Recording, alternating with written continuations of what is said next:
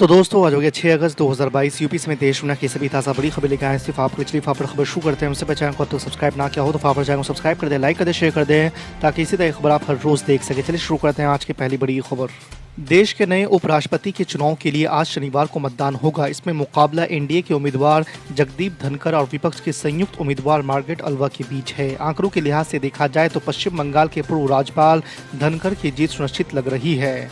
विपक्षी दलों में उपराष्ट्रपति चुनाव को लेकर मतभेद भी सामने आए हैं, क्योंकि पश्चिम बंगाल की मुख्यमंत्री ममता बनर्जी के नेतृत्व वाली तृणमूल कांग्रेस ने अल्वा के नाम की घोषणा से पहले सहमति नहीं बनाने की कोशिशों का हवाला देते हुए मतदान प्रक्रिया से दूर रहने की घोषणा की है।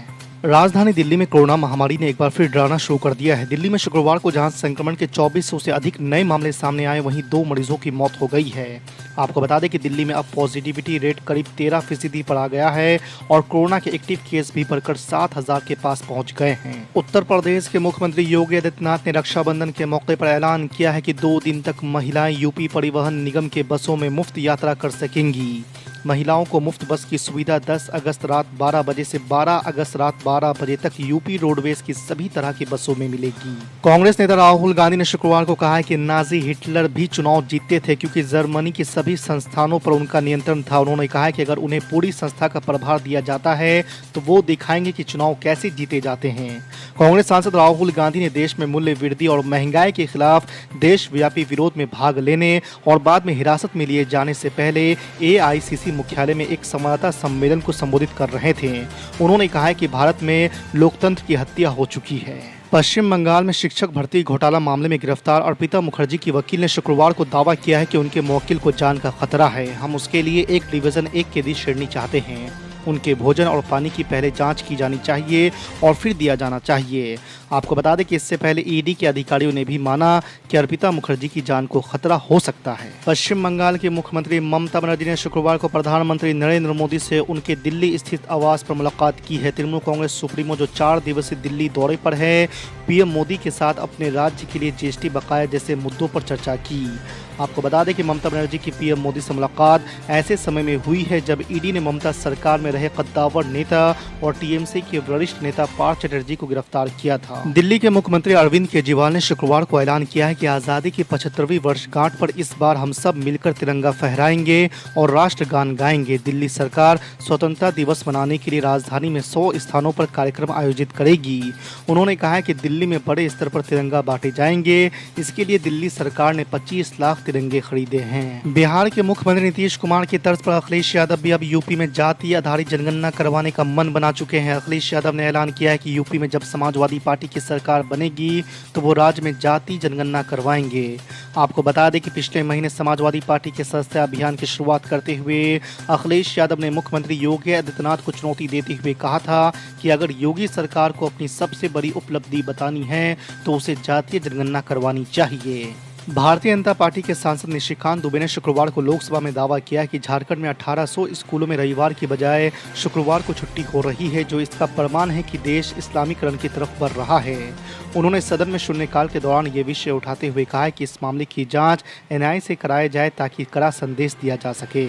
हर घर तिरंगा अभियान को लेकर सियासत गरमाई हुई है। पक्ष और विपक्ष आपस में भिड़े हुए हैं। वहीं इस पूरे मामले में ऑल इंडिया मजलिस इत्तेहादुल मुस्लिमीन के प्रमुख असदुद्दीन ओवैसी ने प्रधानमंत्री नरेंद्र मोदी और आरएसएस पर निशाना साधा है। उन्होंने कहा है कि जुलाई 1947 में आरएसएस के मुखपत्र ऑर्गेनाइजर मैगजीन ने एक आर्टिकल में कहा था कि हम डिमांड करते हैं कि तिरंगा हमारा नेशनल फ्लैग ना हो बल्कि भगवा फ्लैग हो। साथ ही उन्होंने कहा कि ऑर्गेनाइजर ने ही अगस्त 1947 में अपने इश्यू में कहा कि तिरंगे के 3 रंग अशुभ हैं और इससे साइकोलॉजिकल असर पड़ता है। हम पीएम नरेंद्र मोदी और आरएसएस से पूछना चाहते हैं कि वो क्या इससे सहमत हैं। शिवसेना सांसद संजय राउत की मुश्किलें गुरुवार को भी कम नहीं हुई। कोर्ट ने ईडी की हिरासत को 8 अगस्त तक के लिए बढ़ा दिया है। खास बात है कि कोर्ट में पेशी के दौरान संजय राउत ने हिरासत के दौरान रखे जाने के तरीके पर सवाल उठाए हैं। उन्होंने कोर्ट में बगैर खिड़की वाले कमरे में रखे जाने की बात कही है। इस पर कोर्ट ने भी एजेंसी से सवाल किया है। आपको बता दें कि संजय राउत ने कोर्ट से कहा कि उन्हें बगैर खिड़की वाले कमरे में रखा गया है। इस पर कोर्ट ने ईडी से स्पष्टीकरण मांगा है।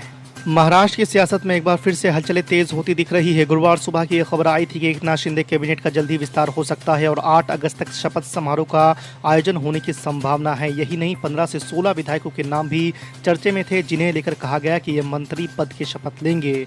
लेकिन अब एक बार फिर से इसमें पेंच फंसता दिख रहा है। कयासों के बीच ही डिप्टी सीएम देवेंद्र फडणवीस दिल्ली रवाना हो गए हैं। कहा जा रहा है कि वो दिल्ली में अमित शाह और जेपी नड्डा से मुलाकात करेंगे। नेशनल हेराल्ड केस मामले को लेकर ईडी के अधिकारी यंग इंडिया में लेनदेन को लेकर कांग्रेस सांसद मल्लिका अर्जुन खड़गे से करीब 7 घंटे पूछताछ की। इस मामले में खड़गे पहले ही संसद की कार्यवाही के दौरान सरकार पर निशाना साध चुके हैं। अब पार्टी के एक वरिष्ठ नेता जयराम रमेश ने आरोप लगाया कि संसद सत्र के दौरान ईडी ने हमारे नेता को तलब किया। उन्हें आज रात मार्गेट अलवा के लिए आयोजित डिनर पार्टी की मेजबानी करनी थी।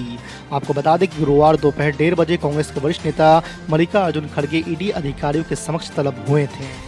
दिल्ली के उपराज्यपाल वीके सक्सेना ने पुलिस को कांग्रेस के पूर्व विधायक जय किशन के खिलाफ प्राथमिकी दर्ज करने का निर्देश दिया है। ये कदम फर्जी मतदाता पहचान पत्र बनवाने के आरोप में उठाया गया है। आपको बता दें कि एलजी सक्सेना का निर्देश लोकायुक्त की सिफारिश पर आधारित है।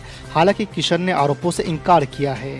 आपको बता दें कि जय किशन दिल्ली के सुल्तानपुर माजरा विधानसभा क्षेत्र से 5 बार विधायक रह चुके हैं। यूपी की राजनीति में लगातार झटके पर झटके खा रही समाजवादी पार्टी नगर निकाय चुनाव की तैयारियों में जुट गई है। गुरुवार को सपा अध्यक्ष अखिलेश यादव ने 17 नगर निगमों के लिए पर्यवेक्षकों की नियुक्ति कर दी है। समाजवादी पार्टी भले ही विधानसभा चुनाव में सफलता नहीं हासिल कर सकी, लेकिन उसने वोट प्रतिशत में शानदार बढ़ोतरी की है। खासकर शहरी क्षेत्र में सपा का प्रदर्शन काफी सुधरा है। 25,000 के इनामी पूर्व एमएलसी हाजी इकबाल को हाई कोर्ट से झटके के बाद पुलिस ने भी शिकंजा और कस दिया है। पुलिस ने हाजी इकबाल और उनके साथियों के खिलाफ कोर्ट से गैर जमानती वारंट जारी कराए हैं। इसके साथ ही पूर्व एमएलसी की गिरफ्तारी को लेकर भी पुलिस टीमों का गठन किया गया है। राष्ट्रीय जनता दल के नेता तेजस्वी यादव ने भारतीय जनता पार्टी के अध्यक्ष जगत प्रकाश नड्डा के सिर्फ बीजेपी बचेगी बयान पर तीखी प्रतिक्रिया देते हुए कहा कि भाजपा का एजेंडा साफ हो गया है कि वो देश में लोकतंत्र का खात्मा करना चाहती है। आपको बता दें कि बीजेपी के अलग अलग मोर्चे के संयुक्त राष्ट्रीय सम्मेलन के उद्घाटन के लिए पटना आए जेपी नड्डा ने कहा था कि सारी पार्टियां खत्म हो जाएगी, बस बीजेपी बचेगी। पीएम मोदी ने हर घर तिरंगे कार्यक्रम के तहत 13 से 15 अगस्त तक सभी घरों में तिरंगा लगाने की अपील की है। इसके साथ ही उन्होंने अपनी डीपी में तिरंगा लगाया और लोगों से भी ऐसा करने को कहा है। आपको बता दें कि इमाम चीफ असदुद्दीन ओवैसी ने इस पर केंद्र सरकार पर हमला किया है। असदुद्दीन ओवैसी ने कुछ घंटे पहले एक के बाद एक 3 ट्वीट किए हैं। उसमें उन्होंने लिखा है कि ऑर्गेनाइजर पत्रिका आरएसएस का मुखपत्र है। 17 जुलाई 1947 को उन्होंने कहा था कि देश के राष्ट्रीय ध्वज का रंग भगवा होना चाहिए। आपको बता दें कि असदुद्दीन ओवैसी ने आगे कहा कि आरएसएस पत्रिका ने यह भी कहा है कि झंडे में 3 रंग बुरे हैं। प्रधानमंत्री और भाजपा को बताना चाहिए कि उन्हें जो कहा है वो सही है या गलत, ये उन्हें स्पष्ट करना चाहिए। उत्तर प्रदेश के मुख्यमंत्री योगी आदित्यनाथ से समाजवादी पार्टी के राष्ट्रीय महासचिव राम गोपाल यादव की मुलाकात पर सियासी पारद चढ़ता जा रहा है। राम गोपाल यादव की अपने ही घर में घेराबंदी हो गई है। पहले भाई शिवपाल सिंह यादव ने हमला किया तो अब बहू अपर्णा यादव ने निशाना साधा है। आपको बता दें कि राम गोपाल यादव की मुख्यमंत्री योगी आदित्यनाथ से मांग को लेकर अपर्णा यादव ने कहा कि यूपी में कानून का राज है और न्याय व्यवस्था सभी के लिए बराबर है।